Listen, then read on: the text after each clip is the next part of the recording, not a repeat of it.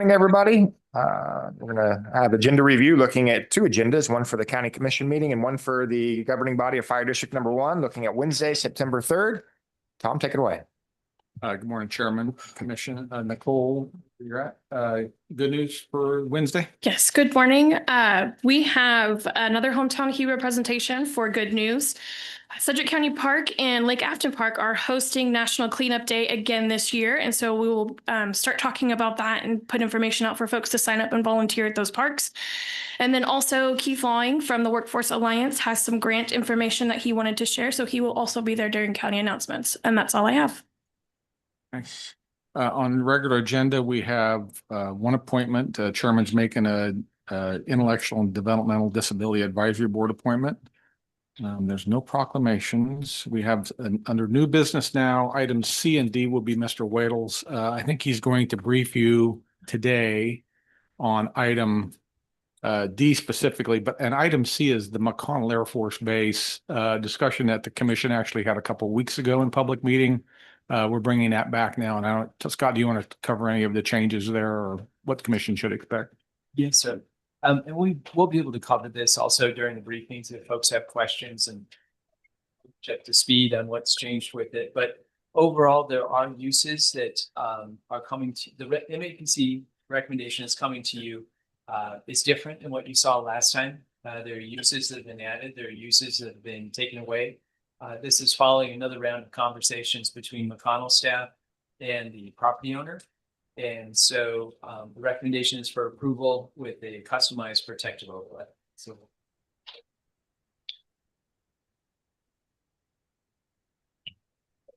Okay. Items E and F are public works items, and Lynn can address these. Item E is authorizing a benefit district in the Meadow Lake Beach Addition project, which has been going on. Lynn's been working on this and his staff been working on this for a lengthy time. There's also some corresponding items on consent that deal with this particular project. So he can talk about that if you want now. And then item F is a bring back what was on a consent agenda a couple of weeks ago regarding stormwater management code. And I think we'll just put this on new business to discuss it publicly, and Lynn will present on that too. So any questions on item E and F for Lynn? Okay, seeing none. Item G is bid board. There were two items on bid board. One is a Cox commercial source agreement for the sheriff's department. And item 2 is also a sheriff's item. It's two vehicles. They went low bid from Don Hatton on, I think, 2 pickup trucks on that. So on consent, items H and I are easements. The first is an easement near a residential subdivision. It's called Silver Lake Acres Edition. There's no fiscal impact for the county on that. Item I is a easement for our road project on 151st going north from 53rd all the way to 96. And there is a $33,600 cost to that.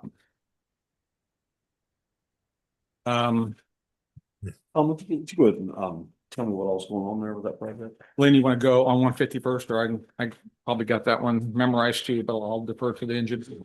Yeah, so the 151st Street project is reconstructing 151st from 53rd Street all the way up to K96.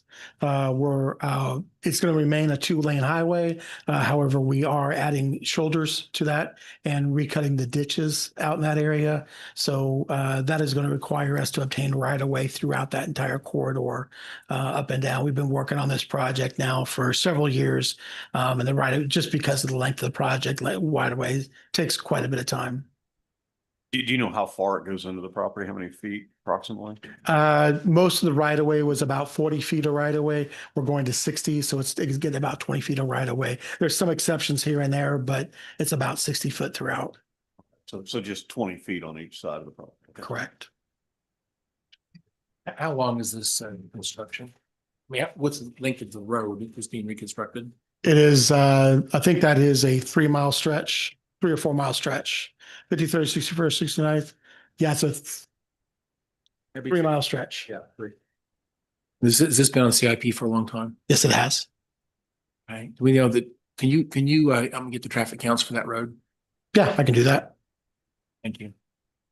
The other odd part of this, and this goes back to Jim Weber's time, but when they built the bioethics plant up there, Public Works paid a half a mile on 61st, and then they bolstered 167th. The problem with the 167th and 96 interchange is a semi cannot pull out safely and go westbound. They can go eastbound, okay, but they can't go westbound because there's no place in the median for them to park. What Lynn's doing here on 151st and 96 does have space for semis to make safe left turns. And there's a lot of semi traffic up around that bioethics plant or biodiesel plant, biodiesel plant. Thank you. Make that turn into Yes. there. Yeah. And I appreciate you bringing that up, Tom, because I think it is important to note that this is an existing cold mix stretch of road. And that was the crux of this project was we're taking advantage and adding shoulders and everything out there when we're there. But the crux of the improvement is the road as right now takes up a lot of our maintenance time because we're literally going out every year, every summer and patching this road back together because it can't take the traffic as now. So we're putting hot mix out there so we can it really take that off of our the brunt of our Andale crews having to go out there yearly and rebuild this road and handle the truck traffic that's now hitting it. Okay. Item J and K are related to the Meadow Lake Beach subdivision that I spoke of earlier. They are professional engineering service agreements with Bachman. Item J is $55,800, and item K is $24,200 for those contracts. Item L is a vacation request by the Springdale Country Club Estates. I may need to lean on Lynn on this one too, or Scott, whoever's handling vacation requests out there. And I think it's for ingress egress to this subdivision. Am I right on that? Close. On this one, it's a subdivision that actually abuts the city of Wichita. So you'll see city of Wichita lines referenced in there. But what's happened is that when it was originally platted, there was street right of way that was dedicated for this subdivision. There was supposed to be street right of way dedicated on the other side. That did not happen, and this ended up being unused stretch of right of way.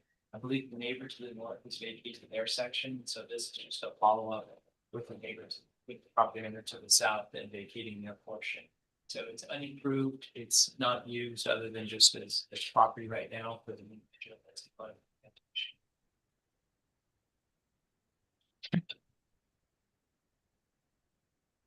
the Item M is a resolution classifying a roadway to township. This is around what's called the Schumer Oak addition. Public roads were created as this addition was built, and these are designated as township. That's what item M will cover. Item N, Scott, is item N related to item D? It's a zone request change in a similar location as D. Is it related? Yes, sir. We've seen a string of rezoning requests come in that area. I believe it's property owners that are just getting ready for anticipated future development. So in this case, this one was not controversial because it was not protested, but the one that you'll see on as new business was protested. That's what triggered it.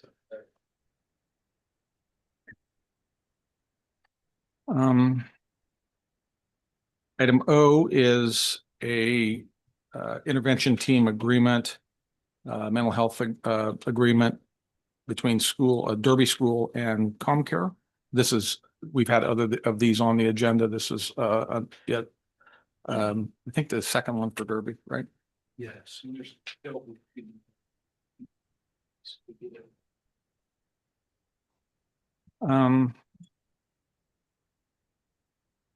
Item P is an agreement between ComCare and MHA, which is one of our main contracting partners. I call this out because there was a lot of work from Lindsay's staff and from ComCare staff to update this contract, and there'll be one more coming down the road with one of our external partners as well. So it's just a agreement of service. They provide services on behalf of ComCare, and there's an agreement there on how that's going to work. but it took a lot of work to get to that. Q is a grant for $3.5 million from the Department of Aging and Disability Services for the Older Americans Act. This is a pass-through grant, state and federal, through Central Plains Area on Aging, what we call CP AAA. Our match part of that's a little under 92,000, and our partners on that are Butler and Harvey County as well. They also have a lesser match, but comparable to population. Item R is to give signature authority to our new aging director for KDAD's reports coming in. Tim can talk about this if you want. Annette always had the signature authority. When she retired, Tim took that signature authority on. And now that Stephen's in place and settled, the signature authority go for him for those types of documents. And then I want Tim to talk about S, because this is a little bit convoluted on the agreement between CP AAA and another entity in the state. KDADS likes to do a single contract for services. And so there are 11 AAAs across the state, and the AAAs and KDADS identify one AAA to be the lead contractor. This particular service is called Administrative Case Management. NW is Northwest Kansas. They are the lead AAA. The other 10 AAAs subcontract with them for provision of this service. So it allows the AAA to bill for Medicaid services that they provide just through Northwest instead of KDADS.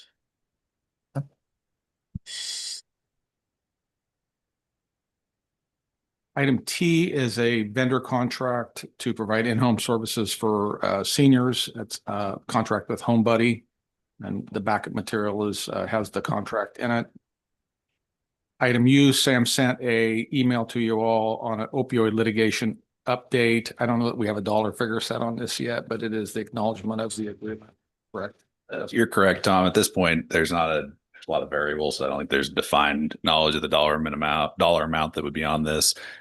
This is also not one of the settlement agreements. It's through the Kansas Attorney General's office. This will be separate from that. But as you know, this is part of the Purdue Pharma bankruptcy and Sackler settlement.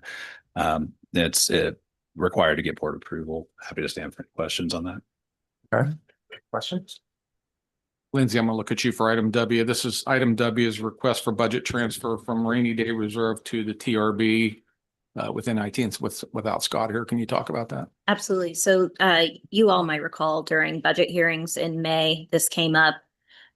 We talked about the Momentum tax system, how it was necessary for it to go to an upgrade. At the time, you actually may recall that a lot of what brought that to attention was the fact that we kind of ran out of space in our system, and it caused some delays in being able to get some information posted. So this is definitely a necessary project. At the time we talked about that, we did not come to you with a specific budget transfer item. I sent you guys an email on, the day after budget adoption. So I'm sure emails from me were top of mind for you at that point. But $745,000 was allocated for this project just for the base in 2025. But we knew that there was going to be a gap analysis that was done to identify additional things that were necessary. And that gap analysis has now been completed. And this is the total cost. It's about $3.5 million. It is a 21-month project. So this is step 1 of 2 in this process. We obviously cannot get that money spent in 2025. So you're going to move the budget authority now, and that's a budget transfer.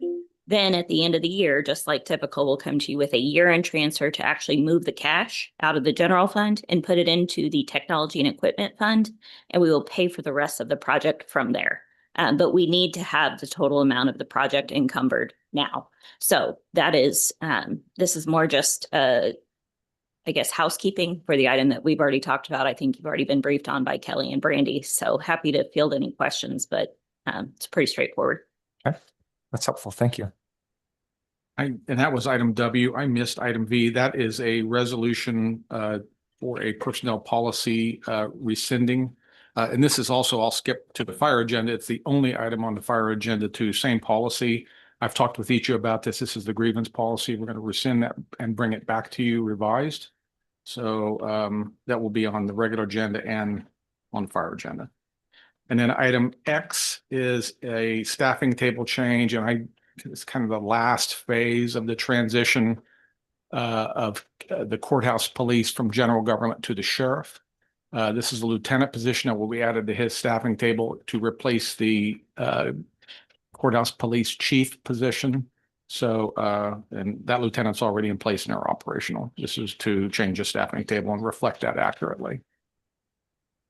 And the rest of the items on this agenda are regular business, plats and general bill checks. And then, as I mentioned, the only fire agenda item was the policy revision, rescindance. That was it. Okay. Lengthy agenda. Any questions or comments? So we have briefings today. Go ahead. I think I may have missed Justin's discussion or someone mentioned it. What is item V again exactly? Someone mentioned it. Tom mentioned it. Okay. Is that Which item? V, Victor? Grievance board. It's the grievance policy, rescinding that. Grievance policy we spoke about. The grievance policy, we spoke with all of you about to rescind that and modify it. I sent out an email yesterday on that, an idea. I'm not sure I'm ready to rescind this yet. I'd like to have if we're going to do this, I guess we're going to have to talk about it, but I think we can fix it rather than rescind it. And I think if we do rescind it, it's going to be gone for a while. And I'm not sure that's what I want to do. So I don't know if this belongs on consent. Okay. To do that, we're going to have to talk about it. I think this needs to go on regular business. I agree with you, and I got your email yesterday, and I thought there's some good points in that. I agree it can be fixed, but it's going to take an audience with fire chief, row offices, appointed offices. I mean, it's going to be a busy conversation to where we sit down and talk about this and bring something back that's viable. I guess what I'm saying is I don't know that rescinding this ought to be our next step. I think we ought to work at this and see if we can amend it and fix it rather than rescind it. Again, I don't know that I'm ready to vote on a consent agenda to just rescind it. Okay, we can move it to new business. So the options are we can pull it from consent to discuss, or we can move it to new business. Whatever, I'm fine with whatever. I'm fine with whatever you And want. if we decide at some point that maybe we want to push it off, I think we can even make a motion to defer it if we need to, rather than discuss it publicly. That's fine. We can, again, I just don't know if it belongs on consent. I think that's a little quick, and I think it's more controversial. The consent should be for non-controversial. I think it is controversial. So I don't know. I think we need to at least put it on new business, and whether we actually discuss it, we can continue to work on that between now and Wednesday, but Okay. if we have to talk about it Wednesday, I guess we will. Tom, do you and Sheena, are you guys planning on before Wednesday? Or is there going to be another conversation with the commission, or that conversation's already taken place? And okay. Well, yesterday when you and I spoke, I don't think I was the first commissioner. I may have been maybe another commissioners that talked to you before you and I spoke. So I don't know if they had some of the concerns presented back to them or not. Just to cut to the chase, the county organization, and we talk about this a lot, the county organization is complex. It is not a pure pyramid bureaucratic scheme where manager controls all. We have other independent elected offices. We have appointed officials. We have judicial system in this chart. And when you try to sweep all employees, all 3,000 employees under one umbrella, it gets very difficult because elected officials, independent elected officials, appointed officials have authority within their offices. So yet those are all county employees that work for them. So it's complicated. And I think that historically we've tried to look at the grievance and other policies as well, past grievance, where we try to bring all employees under one unified policy, which makes sense and is good for the organization and good for the employees. And sometimes that just doesn't work. And grievance is one of those that has challenges.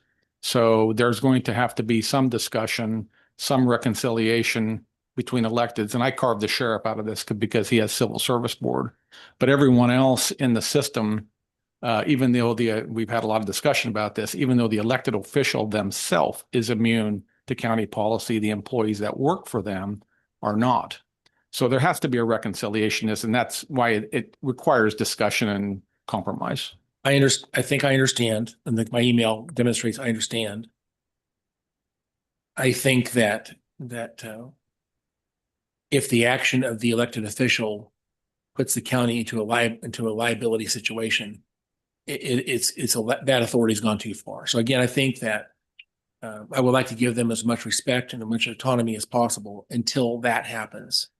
If they do something that is, I think, that it violates a state and federal law that would cause us to have a liability situation, I think we should not allow that to happen at that point. There should be an agreement that they will not go to that point with their authority. I agree with that, Commissioner, and I think we come to that resolution, meeting with them and discussing our way through what could be a good policy. So what I'm suggesting is, I don't know, we need to rescind this. I think we need to talk about what I just said and add that caveat to the policy. Give them the authority, respect their office under the Nylander case law. But Nylander doesn't tell us we can break state and federal law when it comes to employment protections, if you will. That's not what that does. It doesn't tell us we can fire someone because they're a certain race, for example. That would be illegal. Right? So just because they happen to be elected officials doesn't mean they can violate EEOC. That would be illegal. Commissioner, I'm always happy to pull stuff off consent and put it on new business. We'll be glad to do that for this item too. Okay. Anyway, I hate to say that, but yeah, I'd rather, if you guys want to potentially rescind this, I think that's what we're gonna have to do. So Very good. And Tom, you met with the commissioners and they wanted to move the conversation forward. You had a majority. Yes, I think the body of the So commission. let's move it to new business, then we can have a discussion. And if we motion to defer, we motion to defer, but we'll have that then. Okay. Commissioner Meitzner, you're on. If you have anything to add, you're welcome to. No, but well, on this particular item just being discussed again, this is, I think the individual five of us might have a feeling or an opinion on which direction to go, and Commissioner Howes articulated his opinion, and the other four, I'm not sure how they all feel, but we can pull it, and then it eventually will go to a vote to approve or not or delay. So, but again, it's for the public. I mean, it is. There's five of the commissioners, and I know that Commissioner Howell feels strongly in what he's vocalized, and but we'll hear it out on Wednesday. Okay, thank you. Okay, anything else here? Okay. All right, Commissioner. the fire agenda has the same point. So if we're gonna do it on one, we have to do it on the other one. Okay, thank you. So we'll move that to a new business on the fire agenda as well. Okay, anything else? Okay, everybody have a good weekend. Thank you.